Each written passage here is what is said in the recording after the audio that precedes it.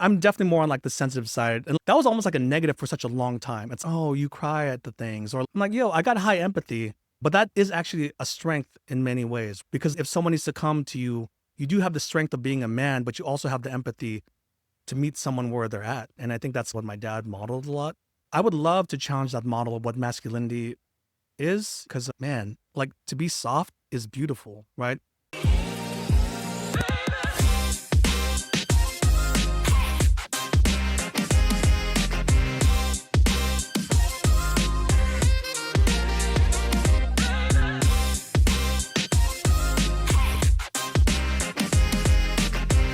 What's up, dads? This is the Rise and Dad podcast, a podcast in perspective on life as a dad from dads who are intentional about their fatherhood. I'm your host, Kevin Delro, and we got another great show for you today. Today's guest is a product designer. He's a culture maker. He's a Filipino dad of two. We're going to talk about a lot of things about his fatherhood, a pivotal dad moment that he had, his experience with IVF, faith, and even self-care. So I'm really looking forward to welcome Lloyd to the pod. What's up, Lloyd? Hey, everyone. How's it going, Kevin? Pretty good, man. I'm glad that you finally made it out. Yeah. Finally, we get a Filipino dad. He gets some all the representation. guests have been like, Kevin, we need a Filipino dad. Yeah. Like, you are Filipino. Where's the Filipino dad? We finally got you here, man. Found each other.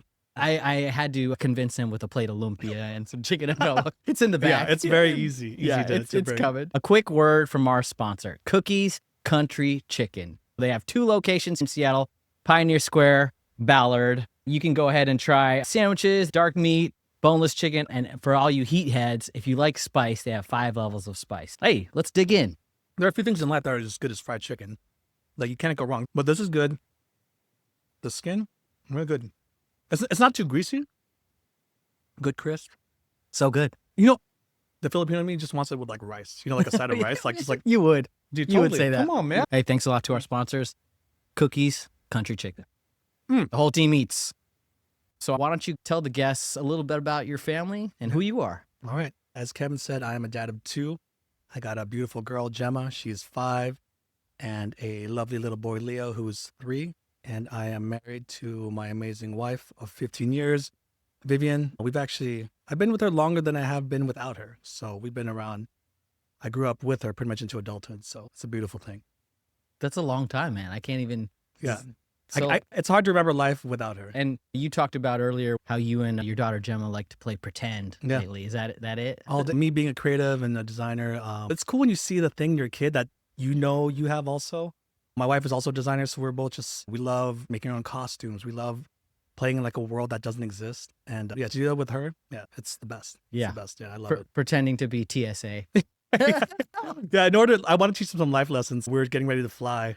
And so I took some cardboard boxes, Amazon boxes, and just made a fake TSA station. And it's funny, it was to teach her how to like go through security, but she just loves it as just like a game. Because I think it's just time together is really what it boils down to. Yeah. TSA for us is always a tough one. My daughter has this stuffy named Mio. It's a flamingo. Rui, hi to Mio.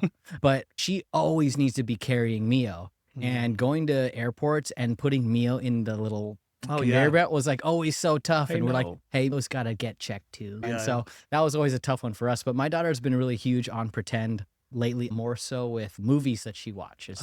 So she'll play it over in her mind and she'll be like, Dad, you're this character. You're this character. Say this. Yeah. And so she'll go through like the script with I it. love that. The best one is it's like the new Snow White or something. She's like, you're Prince Jonathan. And I love it because in it, Prince Jonathan gives her the true love kiss. And so she's, you be the witch, give me this apple. And I give her this apple, and then she like faints and she's, Dad, now true love kiss. And I'll give her a kiss like on her forehead. She's, no, on my lips, Dad, on my lips. I'm like, I love this game. I just give her a big kiss. And she like wakes up and she's, and she goes on with her scene. But I love that. You mentioned the pretend, and I was like, dude, my daughter, she's always playing like the script of the movie. And if I say the line wrong, she's like, say this. So it was pretty funny. That's awesome. So starting at the top is with your dad. Tell me about your dad. Yeah, man. His name is Virgilio or Virgil if you're in America. And he's, there's this version of my dad that I see a picture of, and he's like the Thunderbird mustache guy. So I'm rocking the stash because I feel like it's my badge of being a dad. And this guy, man, the best dad. I recall I grew up, I was born in Chicago. We moved to Florida. We're immigrants. And there was this moment in elementary school. I recall when a bunch of kids thought I was Cuban, they were Puerto Rican. I was like, no, I'm neither of those, man. But I ended up getting into a fight with them and I got a spork to the eye. And so my dad, this just speaks to his level of being a dad. He quit his job and just like kept me home. I'm pretty sure that caused a lot of stress in the marriage, but he was the dad that would, if you needed someone to protect you, this was my guy. And I was like 5 or 6 at that age and he was always there. It's just so great to hear someone say he was always there. Yeah, and yeah. He always had my back. Totally. And I feel like when we look back, those are the things that we help that our kids say about us, like down the road. Yes. So it's props to him Yeah. for doing that and being that. I love it. Yeah. And so I'm really glad, like I give my guests this opportunity, and there's always a span of, I never even knew my dad, to I had the best dad in the world. Yeah. And my question always leans towards, now knowing how you are as a dad, how did that impact you as a father? Did you take something from him? He was a great example for you. He was a beautiful blueprint. I think it was cool because then to see him, I think the greatest thing I could have given my dad was the gift of grandchildren. To see him as a grandfather, I feel like it's like this. He had to, I was an initial down payment. And then now the grandkids are like his interest that he gets back. And to see him, he's much older now, just seeing this man you thought was like literally Superman. You're right, he could like do all things. But seeing him with his grandkids, that's like the greatest thing. And I realized like because of this gift that I can like share with him, we get to be dads together. And because I've always wanted, I don't know, me being a daydreamer and creative, I always imagine what it'd be like to hang out with your dad if you were the same age. And this is the closest I get to be like a dad with him. And so it's really cool to share that title with my dad.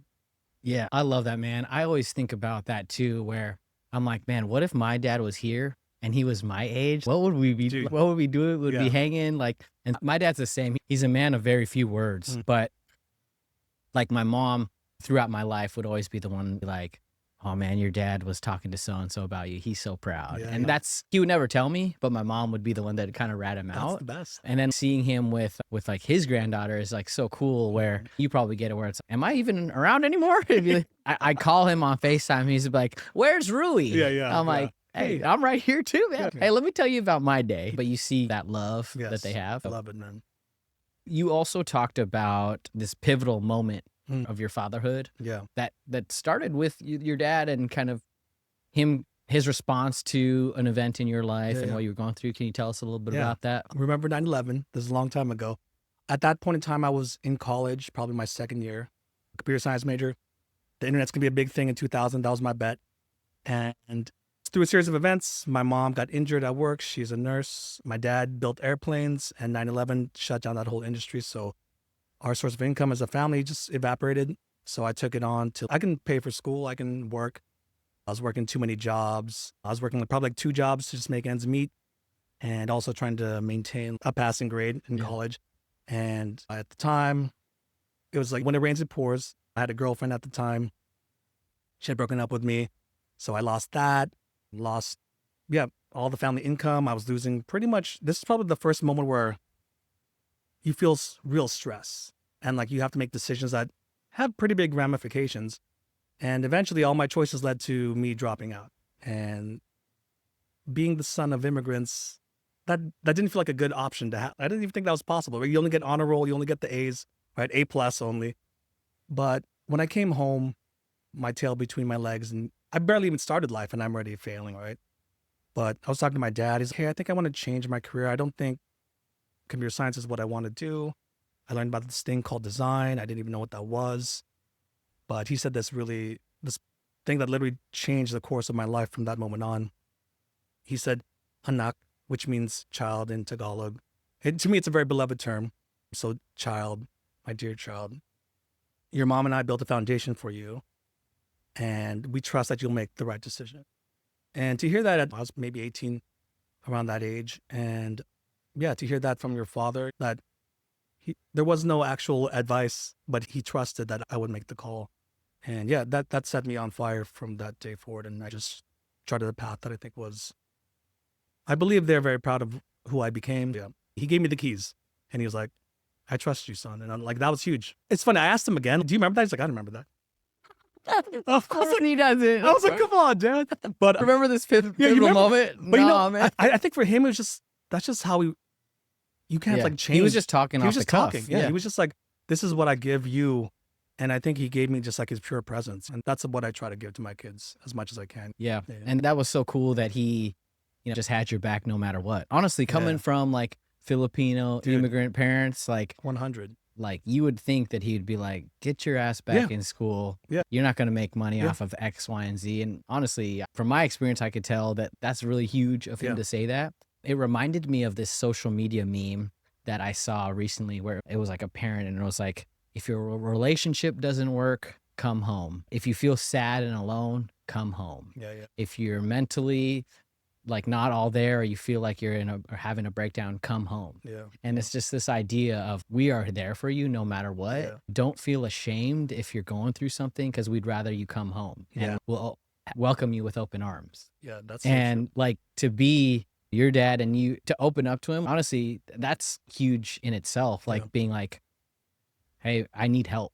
Yeah. We know as people, whether it's through therapy or whatever, like raising your hand and actually saying you need help, that's like step one, but it's also really hard to say that. Totally. And so going to your parents and being like, look, I couldn't make it or going through this is like big. And then for them to step in and say that, oh my God, it's just like, Game-changing. it literally unlocks your potential. Yes, yes. Because you're like, now I could do anything because they got my back and I can go. Yeah. And when we transition that to like being parents, it's now how do we unlock that for them? Yes. How do we make sure that they're motivated and they want to do good in school, but they also know that if they didn't and they tried hard, we're still there. Yeah, 100%.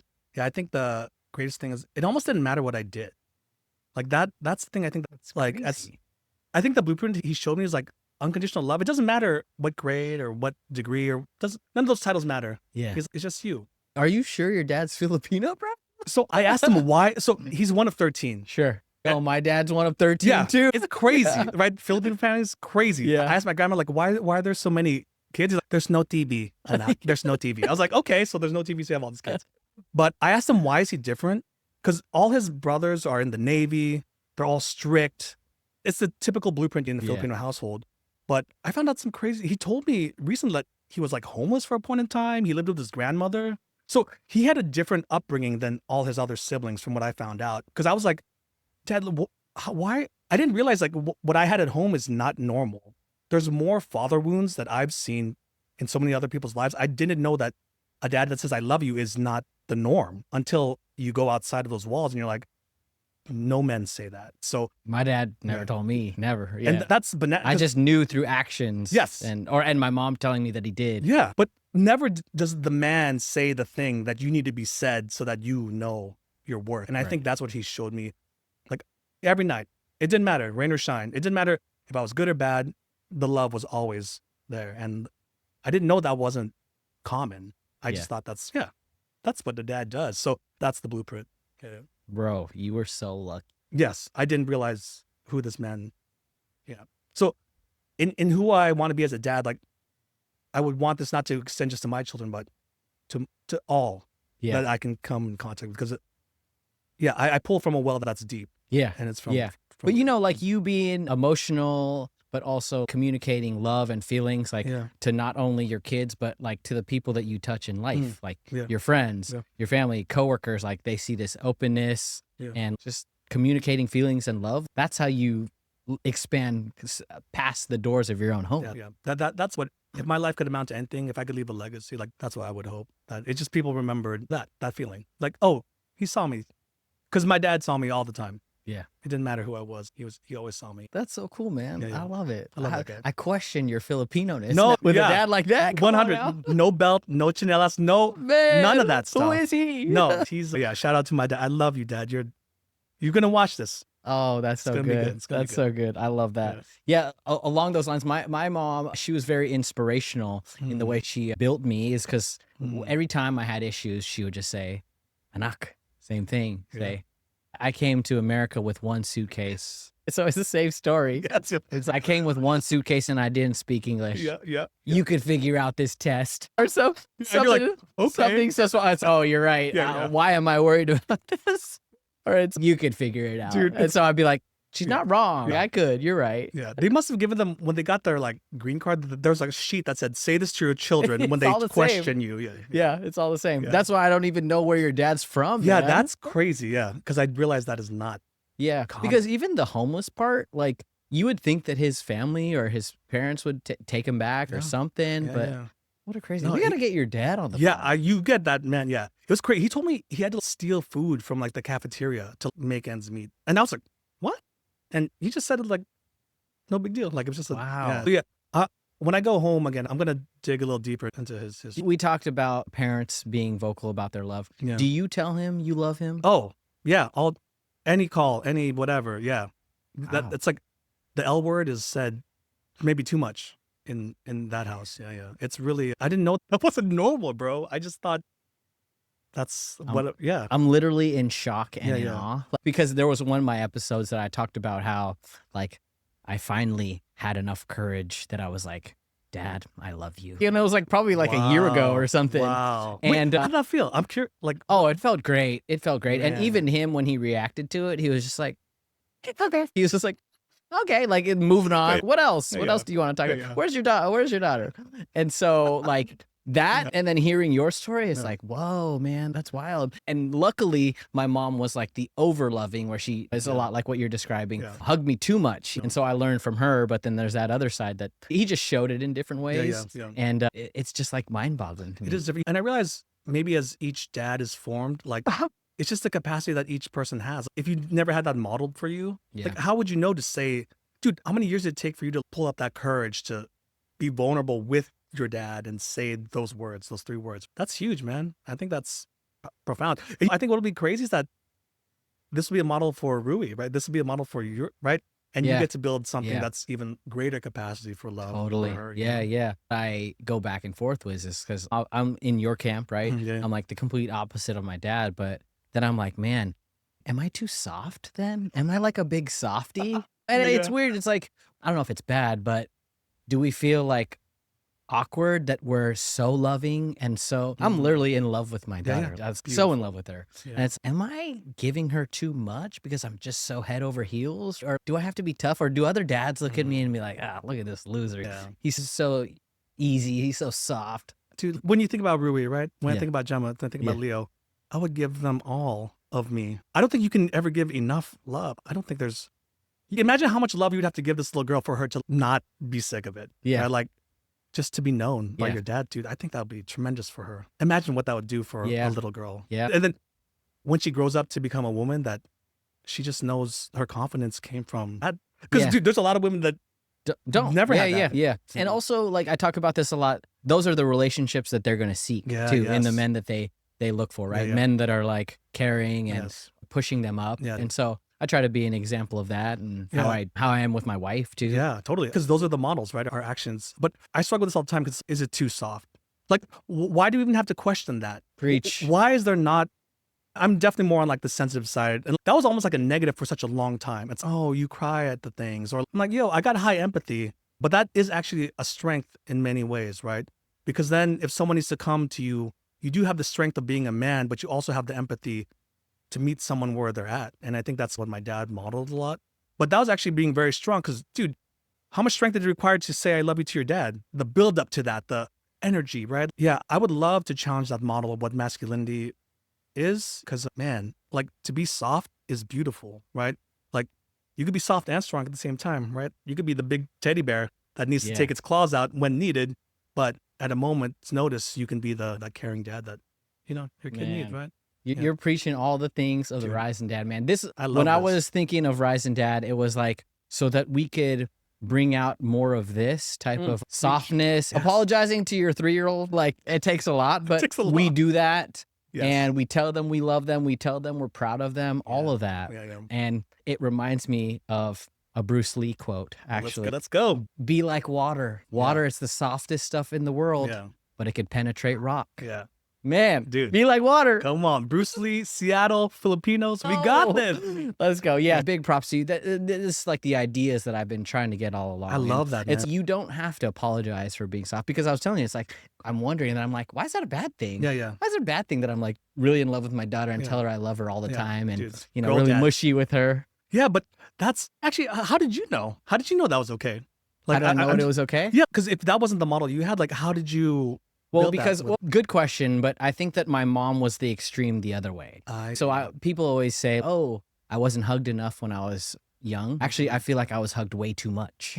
And so up until my mom's gonna watch this show, up until I was probably about 30 years old, my mom would do the same thing. She would sit on this kitchen chair and she would go like this. She would pat her things and she would come here. And I was like 30 years old. I'm like, I Mom, come on bet. now. And so I would sit on her. She's like, "Oh, I love you. I love you." So she would Wow. say that all the time. So I got so much love Yeah. that I wanted to put that to my daughter. And Beautiful. also only have one kid. Yeah, yeah, And that's probably where it ends. yeah, And I was like, man, now we have only one. How lucky is she to get like all the love, right? Like you have 5 kids, it's divided by 5, sure. yeah. But you have one, I'm like, you getting all the love from me and mom. Man. And me and mom, we're so obsessed with you. We're going to go to everything. Yeah. Both of us are going to go I to love everything. that. There's just people in this world where they say, my dad never said he was proud of me, or my dad never said I love you. There's all these things that I Yeah. hear. And when we were having a kid, I was like, there is not a day that my daughter is going to question that. If I do everything,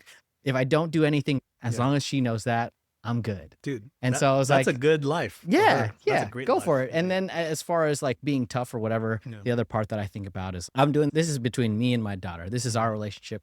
I love you. And if anyone wants to judge how I am with my daughter, or if I'm not tough enough or if Yeah. I'm too soft, honestly, Yeah. screw you. Yeah, yeah, It yeah. has nothing to do with you. 100%. So, Yeah, I love that. Lloyd, you shared a great experience that you guys had with kind of building your family, Yeah. your experience with IVF. And I think that there's a lot to learn there. And there might be some people that are watching that are going through something similar. Yeah. So my wife, who I've been with for a long time, we were like barely dating. And she had mentioned, she was like, here's a disclaimer before we get too serious. And there would be a challenge in us having kids if we ever decide to have a family, right? Lo and behold, maybe 7 years later after we get married, and we had a great time being married. And then there came a point in time where we wanted to have kids. It was heavy on our hearts. And we went through this process called in vitro fertilization, which I knew very little about. My wife went through, gosh, I must have injected her with everything under the sun for 400 plus times. Jeez. We went through 6 cycles of this. And the first 3, this is a very expensive procedure. It's like tens of thousands of dollars each try. A lot of times folks have to you take a HELOC out of your home to get this. It's just financially a hard decision, emotionally a big decision, all these things. And for our first 3 cycles, it was like 0 and 3, like just getting an L after L. And I saw sheer strength in Vivian. She was like the juggernaut. She just was like, next shot. I was like, my dear God, who is this woman? I think her dream was always to have a family, right? She wanted to build this. So she had a drive that I admired. I struggled, and I didn't know where to put this because I didn't know where you talk about this at all. The closest I ever got to this was there was a Master of None episode with Aziz Ansari where they talk about IVF. And I was like, whoa, that literally is, it was just a single mom going through it. But I was like, whoa, those feelings she had, I felt, right? And playing on maybe my empathy or the sensitivity that I had. I grew up Catholic. I grew up with faith.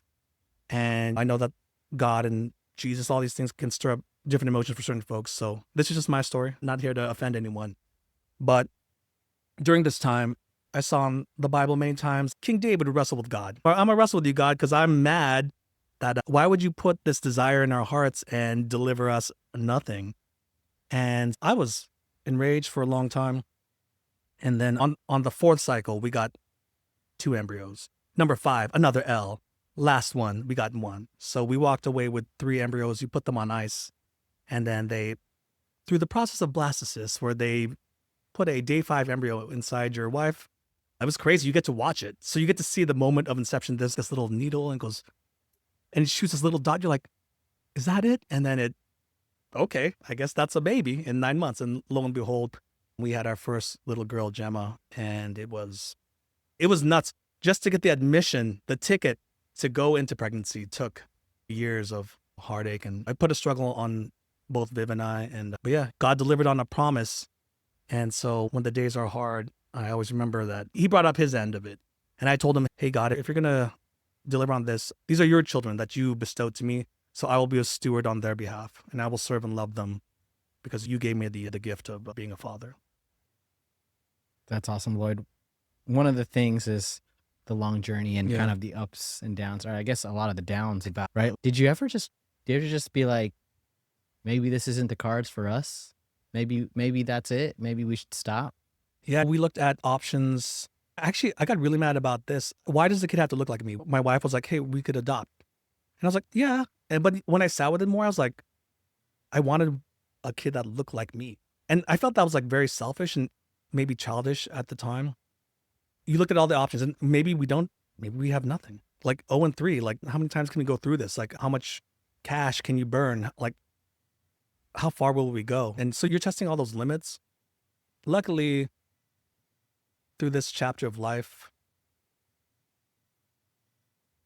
I think God wanted to show me something about myself. He wanted to show me something about my wife so that once the chapter came for family, that we would kind of be built a little bit different. I know the things I walked away with from that time was like,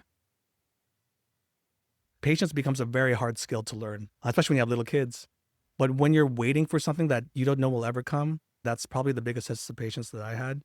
And I had to learn to be supportive of my wife as well as hold myself. And I think that's a model I took away from that time that I continue to use today. It wasn't mature back then. It's getting much better 5 years into parenthood.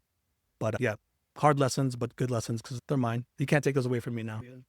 Yeah. And they say something about the journey, right? The journey is beautiful. Yes, yes. And when I think about my life journey and everything that's happened in mine, especially with me and my wife, like in my head, I'm like, well, we have this saying that's called us always. It's just about us all the time, us always. If we got each other, that's all we need. And so I think about our journey and whether it's hard or really hard, if we went through it together, we'll be all right. We'll figure it out. It's all good because we're going through it together. It can be the shittiest, hardest thing, but it's good because we did it together. Yeah. And so I think about hearing your story. Obviously, it worked out really well and everything's going well, but you learn about yourself. I'm sure you guys have gotten so much closer through that experience. And then you learn to love each other during that experience. And then you learn to love each other as parents. And so it's just like part of that journey that you got to do together. Yeah. Then there's this other part that you mentioned, because I caught that you said there was 3 embryos. Yeah. And I know you only have 2 kids. Yeah, I only got So 2. tell me about it. Yeah, there was Viv and I had our eyes set on being parents of 2 girls. I have a girl and a boy. After Gemma, I mean, you just fall in love with a little girl, right? Dude, seeing that little face, and man, there's nothing like it, right? Yeah. And I think Gemma was born during the pandemic, so the world shut down. And so it's isolating already, right? Then going through something that, I don't think I've even talked about this. I don't even know if I talked about this out loud, besides maybe in my own head. Maybe with This my is wife. a Rise and Dad exclusive. Yo, what's up, everyone? You're getting the hot scoop right now. But yeah, when I was thinking about this little girl, and Viv kind of knew because she's just doing her body. And so she goes to get a checkup. And I think at this point in time, we were pretty isolated from each other. I think when you're in the trenches of like lack of sleep and like you have a newborn and like you can't get toilet paper because the world's fighting over toilet paper or whatever was happening during that time, that was one of the darkest moments. And I think this began like a chapter where I wasn't prepared for what loss would mean. Like in every corner of the room, there's always like death hanging out, because life is beautiful because it ends, right? The fragility of it is it's not guaranteed, right? So enjoy what this moment brings right now, right? And yeah, I gave this little girl a name just so I could like mourn her. Like the grief, there's a hole in my heart for this little girl that never was, right? That never got to be. But with that sadness, and I think with that, it digs a deep hole. I try to fill it with, dude, when days are hard with your kids and you don't want to do this. I remember that it might not be promised. There might be hope of one, but with who I can serve today in Gemma and Leo, that I'll give you the best that I can today. It might not always be the top shelf of what a dad could be. I'm always reminded of a little girl that could have been. And so when the days are hard, I have to pull up a little bit more for the people that need it, for the kids. So yeah, it was a hard lesson, but it's good. It brings a vibrancy to each day. Yeah, and you talk about the best effort of yours and where it ranks, but I think that our kids understand, or at least what we try to talk about, is their best effort is enough. Yes. And as you give your best effort or push yourself, know that it's enough because it is your best effort, right? Yeah. I love that, man. Yeah. Thank you. Do your kids know about this girl that you named? No. Are you going to bring it up? Not. I think Gemma knows what happens when something dies, but she's been asking for a little sister. Oh, really? And every time she says it, you're reminded of what could have Yeah. been, right? And honestly, I don't think I could do. Yeah. I'm tapping out. Yeah, I think my capacity is at its limit. But yeah, But do you think it's just for you and your wife to hold on to? You guys are holding on to this. You named her. yeah. I haven't talked like real maybe talk, it'll be but yeah. comforting. Yeah, letting them in. maybe. I don't know. I think because when your kids are still pretty young, like you're just trying to make it through the day. Sure. Yeah. I believe there will probably be a moment where we'll revisit this. And I don't know if Viv got a proper process to mourn.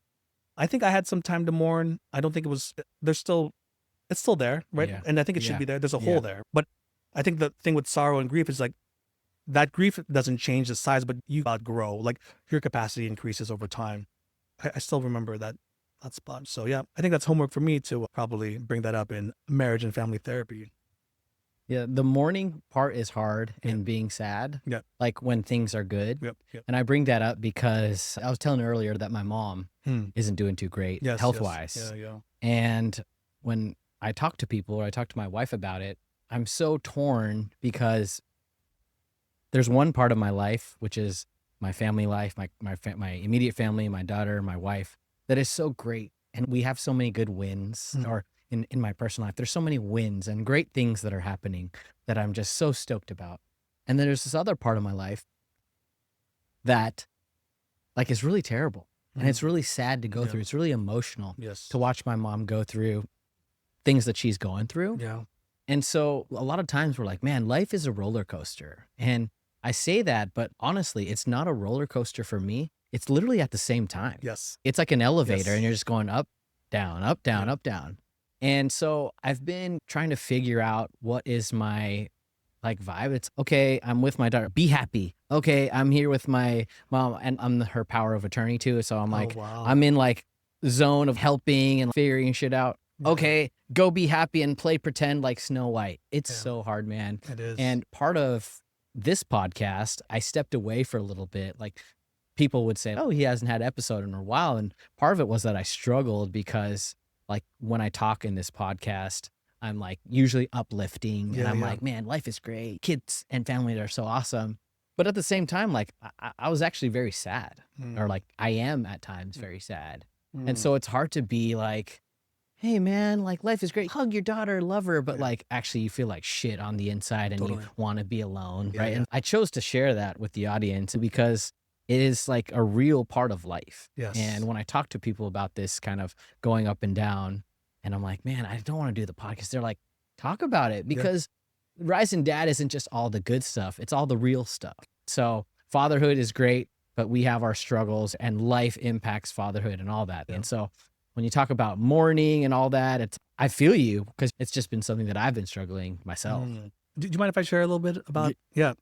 So I think the thing that we can give our kids is to like show them it's okay to be sad, right? Okay, at our house there's this running joke that angry papa comes, right? Like I would blow up because I get mad about anything, everything.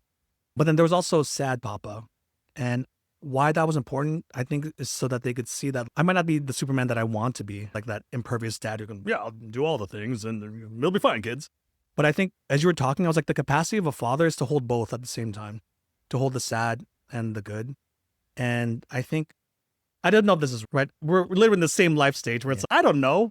She's 5. But I don't know how much you want to divest into tell your child, but I tell Gemma, Papa's sad. And this little girl, she knows my sad face and she'll come and she will comfort me.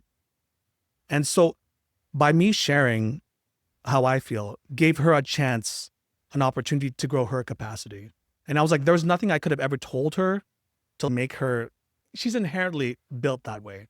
But now she gets to show compassion to someone who needed it. And this just happens to be her dad. And I was like, little girl, you have healed me. I think a lot of times as dad, you feel like you have to have all the right things. But bro, I didn't have none of the right things. And so I think maybe my encouragement to you and all the other dads out there is like, if you're sad, it's okay. I think you should be sad. It's your mom. Dude, your mom is your beacon of love. Like dude, you're a 30-year-old man sitting in her lap. Like I think the greatest gift you can probably give to Rui and all other dads out there is show your kid the thing that hurts. And just the family, like you said, you'll go through good and bad together. And imagine what this would be for your young daughter to know that, oh, my dad feels this. I can feel it too. I know. That's just, as you were saying, I was like, dang, man, that's hard. But, yeah, but that it's is true. we always say it's okay to feel Yeah. sad or it's Yeah. okay to cry, and Yeah.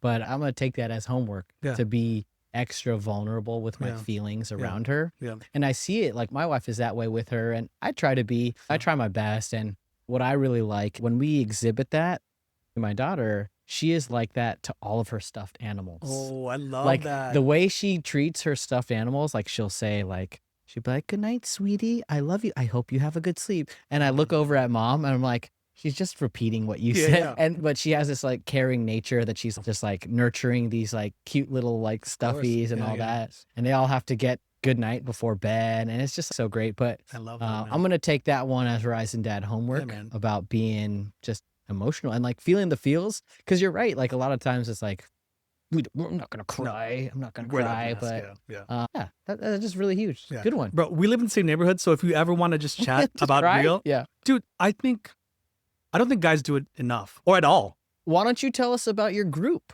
Oh, great segue. Yes, so I have an amazing therapist. Shout out to Gloria. I love her. I've seen her for 10 years, thanks to my wife, Vivian, who said we need to go to therapy. I was like, I don't need no therapy, which is probably what most men say. But over the 10 years, she's been amazing. She had this dream to gather, I think 7 of her clients who just happened to be men.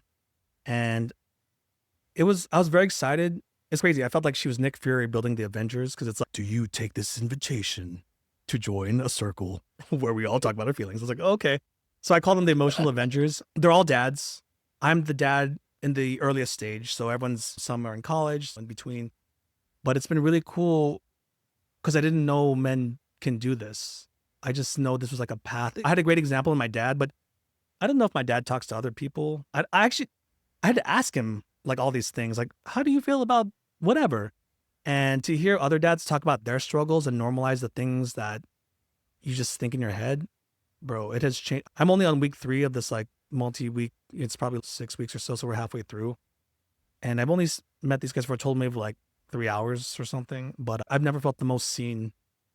Like someone will just say something that they went through their day, and I will literally say, that's how I felt for the past year. So it's been, I think I'm on a crusade to try to get more men to like feel what they need to feel, because you don't have to bury it in there, because I don't think it's healthy. Yeah, we're on a mission, and you're on the Rising Dad mission now. You're one of us. So you're like, once you're on the pod, and I've told everyone this, it's like, you're part of the fam. You're part of the Rising Dad fam. And this is like part of our mission. Like when we started this, everything we heard about parenting generally came from moms. Yeah. Yes. And if you had a dad in attendance, they're usually getting pointers from a mom. Yeah. And it was like, man, what if we just get 2 dads that don't know what the hell they're talking about, and they shared what they were going through and how they felt. Love it. And that was like a little bit of the synopsis of like how this kind of all came together. And so like, I believe that listeners are going to hear what you're talking about. And it's already hit me where I'm like, man, I already took homework from it. Putting it out there and talking about it is like so huge. And hey, maybe 20 years from now, our daughters are going to pull up old YouTube clip and be like, Dad, you still had hair. Look at that. And hopefully they'll still be like with us and hugging us and being like, that was so cool that you did that, Dad. Totally. Like, honestly, I'm like, one day Rui's going to see this maybe 20 years from now and be like, look at how much time my dad invested in being good for me. And it's like, dude, you did that and work and you did all this other stuff. Thanks, Dad. Hopefully. Who Like, knows? you Who knows? nerd. Yeah, Why did yeah, you do yeah. that? But that is what I like, just show all that I invested in her. And part of it is like learning for everyone. Like part of the tenets of the show that I wrote down way back when is like, we don't know what we're talking about, but we're talking about it based off of our own experiences. So I don't know if being a soft, emotional, empathetic dad works, but it works for me and it might work for you, but I don't know. Yeah. And so I hate to be like, oh, this is how, be like this. And I don't know. I don't know what I'm doing. The disclaimer, there's always a disclaimer. We don't know what we're talking about, but we're intentional with what we do because we have something that we're like shooting for, right? Yes, I agree. Yeah, it's really interesting how you said the thing about Rue will see this in 20 years or whatever, right? I do this practice where I created email accounts for my kids and I write them because I've always wanted to know, like, how did my dad feel about me when I was this? And I don't remember that. So I did some homework and when my kids turn 18, I'm giving them a gift. They'll be like, hey, here's some stuff. And then here's a password to like a Gmail account that will have years of emails of sometimes it's just like, hey, I'm proud of you. Today you did tummy time and now you're rolling over to, oh, Gemma, today you had a hard day at school and I saw you. I'm sorry it's hard. Like she may never remember that when she's older, but I just want them to have a piece of, in the questions, I was like, I don't know. I'm a much older dad, so I don't know if I'll be around to tell them all the things. So I want them to know all those things. So I love that you have this as an artifact, not just for your own daughter, but for dads to come. It's beautiful, man. I love what you're doing. I got to say, man, I got the email account too. Dude, I think it's amazing. So what I did, and maybe, I don't know, maybe you could try this also, but for my sister, her aunt, her grandma and grandpa, all these people, I gave them the email address too. Oh, so they that's so smart. they can write her emails about their experiences. My sister will write an email. Oh, and wow. and part of the thought process was like, you have pictures of your phone of what you did today. Yes, yeah. And it might just be like you guys went to the grocery store and it's like, I'm not going to post this on social media. It's nothing, but it's a story that you want to share.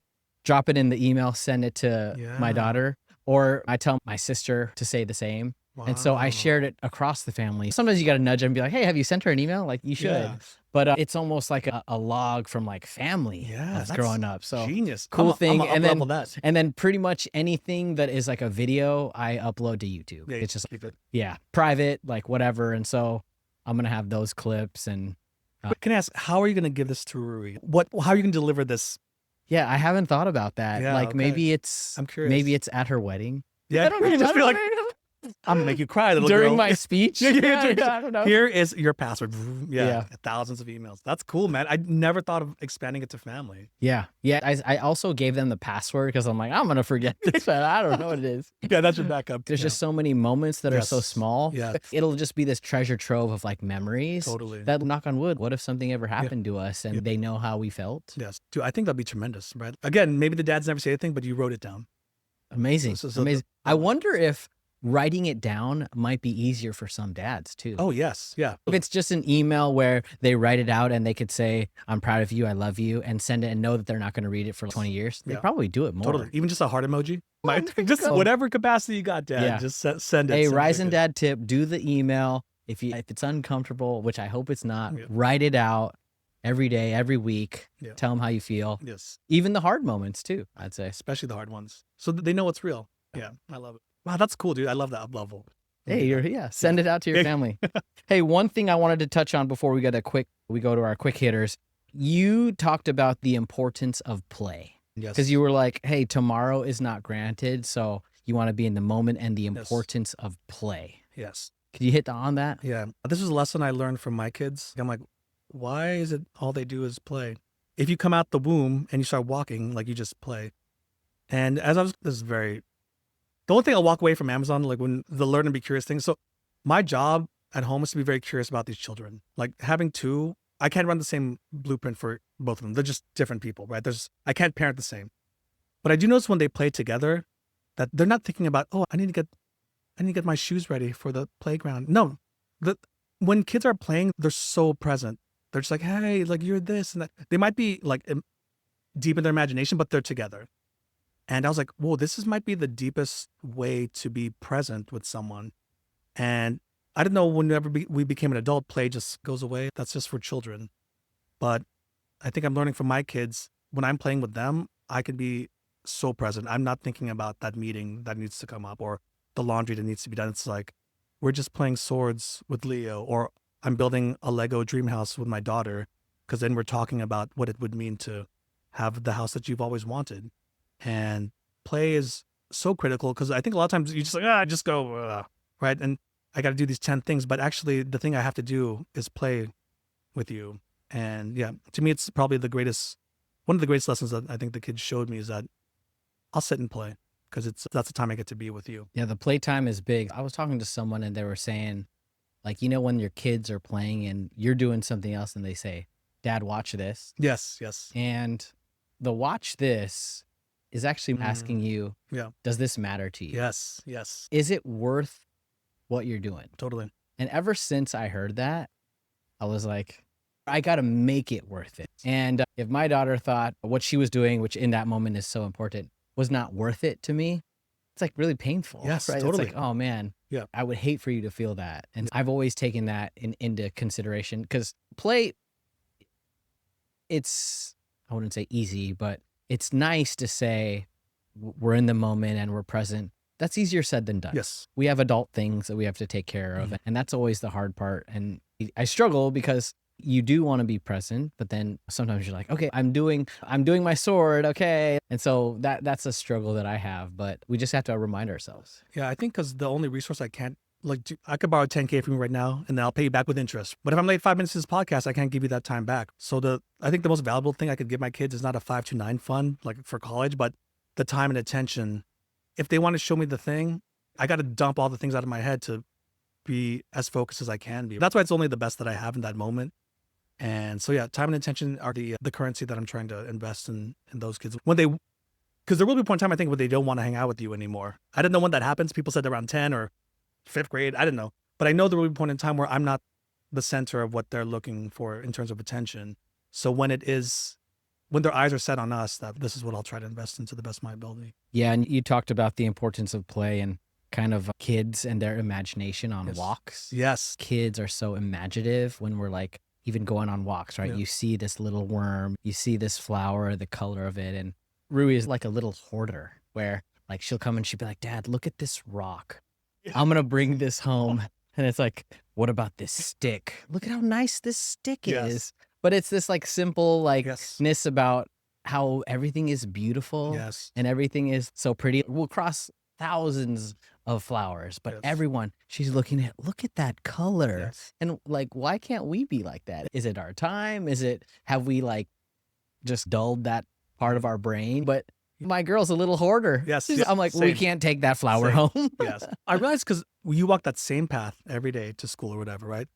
But okay, I've done some work on this just for myself, but I feel like 90% of our lives as an adult is just lived in your head. You're telling a story about whatever, and you're not actually looking at the stick or right? I realize kids, they're not thinking about anything in their head. Maybe they are, but they're just like, there's the thing that I think gets lost as you become an adult is like the awe and wonder. That rock is beautiful, but we don't pay any mind to it because it's not, who cares? People think you're crazy if you're like, oh my God, look at that. Is that an amethyst? I don't know. But I think, again, my kids are my greatest like teachers because then they showed me that there is awe and wonder again. Being a parent, I think, is very special because you get to see the world again. Like the first time you gave Rui ice cream probably blew her mind and you get to see it again. But this time now through hopefully a more present lens with more gratitude. And I think that's the thing I'm learning is like how to, do I still have awe and wonder? It's very hard. Like I have to go to Vegas and see some crazy show. No, actually I can just go outside and see the flower with my daughter and like, she's in love with the flower. So I will also spend time to notice that. So it's like retraining, I think, like that again and loving what is just there because it won't be there all the time. Yeah. And we have to retrain ourselves because we want to go through those experiences with them. Like you can't just be like, yeah, it's just a freaking rock. Okay. Leave it. You could. Right. Oh, you could, but you don't want to. Like you want to be like, you're right. I'll be like, buddy, look at that bend in that stick. But it's almost cool. Like you don't want to just blow out their candle. Totally. It's oh wow, that's a beautiful flower. But we also need to leave it behind because we say, hey, nature stays in nature. Or she's with her family. We don't want to take her away from her family. But I hear you on that awe thing, man. It's so huge. Like we just have to slow down and feel that wonder. The word slow down, if you notice like kids, the pace that they move, I think for us to have a healthier mental and emotional state, we should move at that. Dude, we move way too fast, I think. I gotta take your kid to this piano thing and then dance. And then there's like, our life is just a to-do list. But when you see kids at their normal state, they're just slow, intentional. And I think that's the thing I'm trying to build more into that's why I think play is very important because it forces me to slow down. I'm not gonna do the 10 things I need to do. I'm gonna go build a TSA thing out of cardboard with my kids and let's spend this hour together. And so those are kind of the lessons I've been picking up from them. Yeah. All right, some quick hitters. Lloyd, biggest challenge of fatherhood? Bro, I'm exhausted. How do you not be tired? I don't know. Help me. Help anyone. What's the best thing about being a dad? And the best thing right now, There's a very sweet moment. I love cuddles with the kids. I would say they're pure attention and focus. Like when you're seen by your kid, and it feels pretty awesome. When you come home, that moment where they're like, "Pop," like whatever they call you, that's, bro, I would live for that moment day after day. And the last one piece of advice for a dad, and I'm going to actually change this one for a dad going through IVF. Ooh, dang, bro. We're going to switch it up. Let's see. Going through. All right. Okay. In this role, you're at, my sports references are going to be pretty poor. You're going to be Scottie Pippen at best, right? Your wife will be Michael Jordan. And so you have to get your house in order to support the star player, right? Your wife will go through all these things, right? Like physical, emotional. I think with hindsight, I wish I was a better support player because it takes both of you to make a family, right? But she's carrying a lot.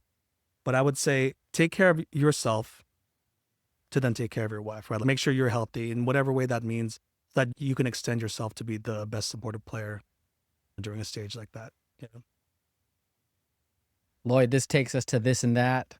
Choose one. All right, let's go. You'd rather do the morning routine or the bedtime routine? Ooh, bedtime. Would you rather raise boys or raise girls? Bro, I have both. Man. Can I can't do this or that. I can't pick. I love them both, man. God, there's no way. I can't. I Okay. could not pick. I could Hey. not pick.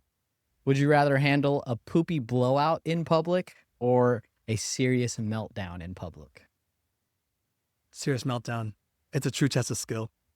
As a parent, bro, if you can handle that in the aisles of Target while they're just screaming, you are an excellent human being if you can handle that. Hey, poopy blowout though, without the right supplies in a True, Target true, bathroom. Come on true. now. Yeah. That's just poop. But like that meltdown, bro, like it's your spidey sense is just everyone's looking at you. Poop, you can be like, okay, whatever. I just smell bad. Yeah, it's poop. Yeah, it's poop. We all know poop. Long car ride or a long flight? Ooh, bro.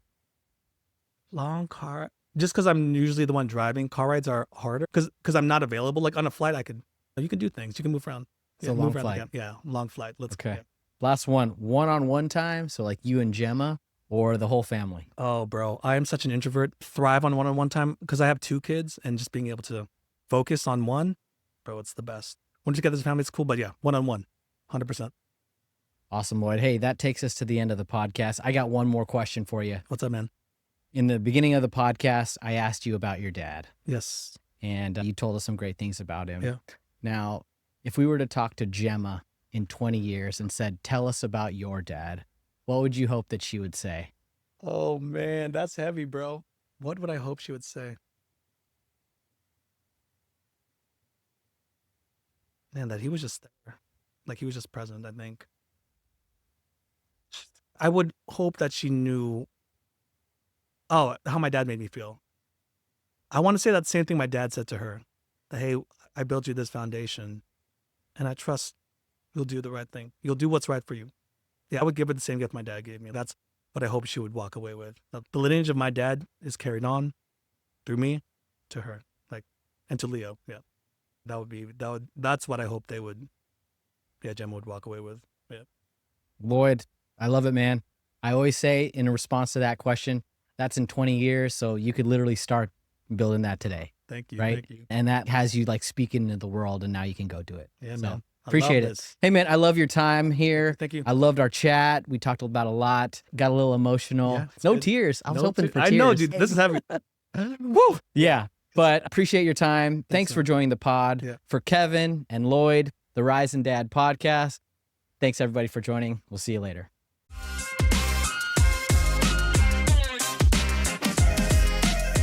What's up, dads? Thank you for listening to this episode of the Rise and Dad podcast. We hope that you like, comment, share, subscribe, follow, and do all of the great things that help us continue to make great content for you.